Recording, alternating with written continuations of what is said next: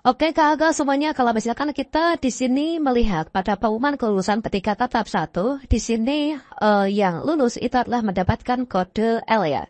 Baik itu R2 garis miring L maupun juga R3 garis miring L.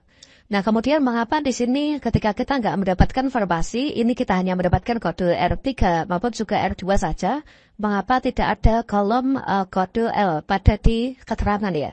Pada video ini kita akan memberikan update informasi terbaru yaitu penjelasan BKN bahwasanya di sini tidak ada kode L.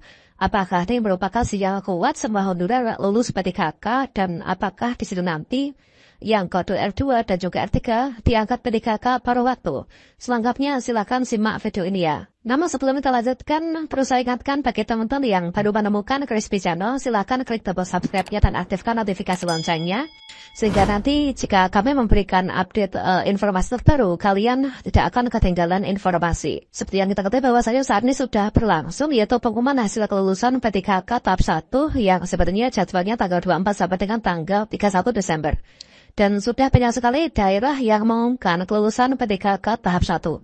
Dan bagi daftar nama peserta yang lulus di sini nanti dipersilakan untuk segera melakukan pengisian daerah H mulai dari tanggal 1 sampai dengan 31 Januari 2025 ya.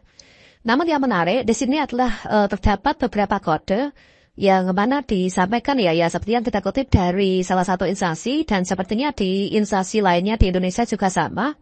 Bahwasanya peserta seleksi kompetensi PTKK yang dinyatakan lulus setelah mereka yang mendapatkan kode R2 garis miring L dan juga R3 garis miring L.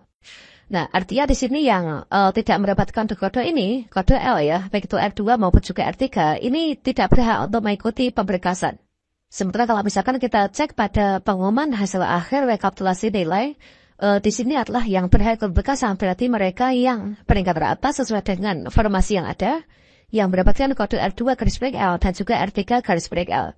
Lantas mengapa di sini hanya R2, R3, tidak ada kode L maupun juga TL? Apakah nanti kita juga bisa diangkat atau tidak PTKK 2024? Apakah seluruhnya ini peserta seleksi kompetensi ini lulus? Oke, di sini informasi pertama kita kutip dari cpnn.com, yaitu BKN sebut tidak ada kode TL di pengumuman kelulusan PTKK tahap 1. Semua honorer apakah lolos? Seperti yang kita kutip dari Jakarta, Badan Kepegawaian Negara atau BKN menyampaikan tidak ada kode TL alias tidak lulus ya pada pengumuman kelulusan PTKK tahap 1. Ini berbeda dengan pengumuman kelulusan PTKK 2023 dan sebelumnya, yang mana di sana ada kode TL atau tidak lolos ya. Hal tersebut membuat honorer bertanya-tanya apakah semua peserta seleksi PTKK 2024 tahap 1 ini lolos. Pelaksana tugas PLT Kepala Biro Humas Hukum Kerjasama Muhammad Ridwan menyampaikan dalam pengumuman kelulusan PTKK tahap 1 ada 8 kode yang muncul ya. Yang mana salah satunya adalah kode huruf L yang artinya peserta lulus menurut Kemenpan-RB nomor 347 tahun 2024. Jadi hanya yang terdapat huruf L lolos ke pemberkasan NI PTKK. Ini kata Ridwan kepada JPNN ya. Dia mengungkapkan kabar gembiranya karena banyak honorer K2 yang lolos pada pemberkasan. Sebab itu sesuai dengan amanah Undang-Undang nomor 20 tahun 2023 tentang aparatur sipil negara, yakni menuntaskan XDK 2 dan non-ASN yang terdata di database BKN. Dan lebih lanjut dikatakan selain kode L ada penandaan status mereka ya, misalkan R2, R3, R4 hingga DIS. Nah, untuk penelitian formasi urutannya sebagaimana tertuang, yaitu dalam Kemenpan-RB nomor 347 tahun 2024. Adapun arti dari kode tersebut itu kata Ridwan itu adalah sebagai berikut.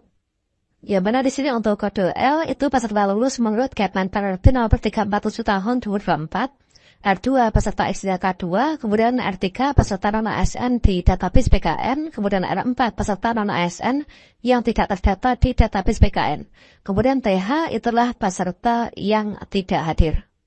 Sementara untuk yang TMS itu peserta tidak memenuhi syarat dan APS peserta yang mengajukan pengunduran diri serta peserta diskualifikasi itu mendapatkan kode DIS ya.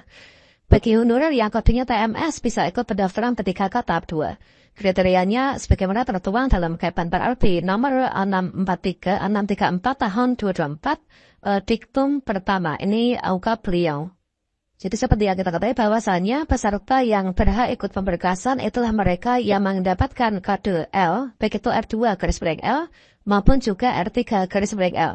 Nah, sementara di sini untuk R2, R3 yang tidak ada kode L dan nggak ada status TL, apakah nanti berhak ikut pemberkasan? Kalau pemberkasan tentunya tidak ya. Udah, apakah nanti bisa diangkat ketika ke paruh waktu? Dan di sini kalau misalkan kita melihat, yaitu pada Kemenpan RP terkait tentang PTKK teknis, ini tentunya juga sama ya. Untuk teknis itu kan merujuk pada Kemenpan RP nomor 347 tahun 2004.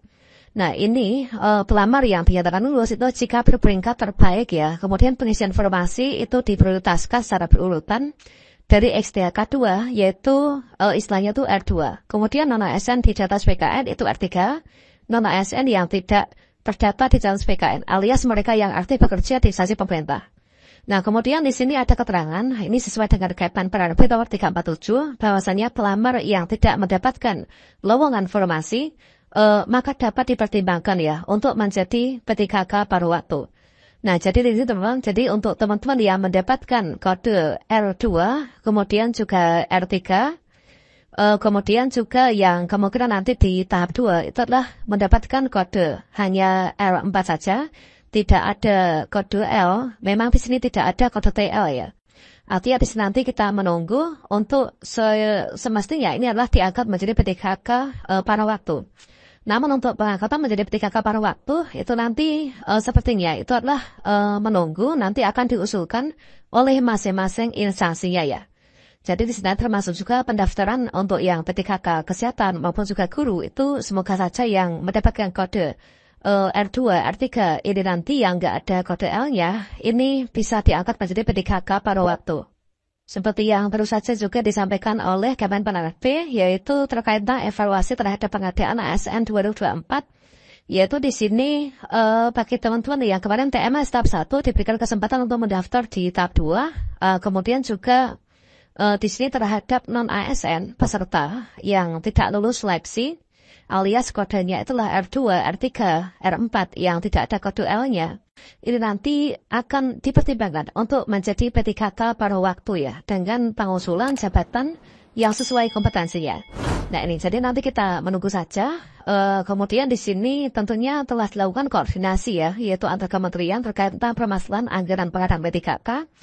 Kemudian juga counseling klinik untuk memperoleh informasi terkait sisa tenaga non-ASN yang belum terakomodir pada pengadaan ASN 2024. Serta pengusulan PTKK paruh waktu oleh PPK. PPK itu siapa? Yaitu pejabat pembeda kepegawaian. Kalau misalkan di Kabupaten Bupati, kalau misalkan di Gubernur itu adalah di Provinsi dan juga di Kota Madya itu adalah Wali Kota ya. Nah, berdasarkan dari hasil pemetaan tenaga non-ASN. Jadi bagaimana nasib R2, R3, R4 ketika kita nggak dapat informasi? Tentunya kita menunggu semoga bisa diusulkan oleh PPK untuk diangkat menjadi PTKK paruh waktu. Demikian semoga bermanfaat ya. Salam sukses. Semoga tahun ini kita lulus semua.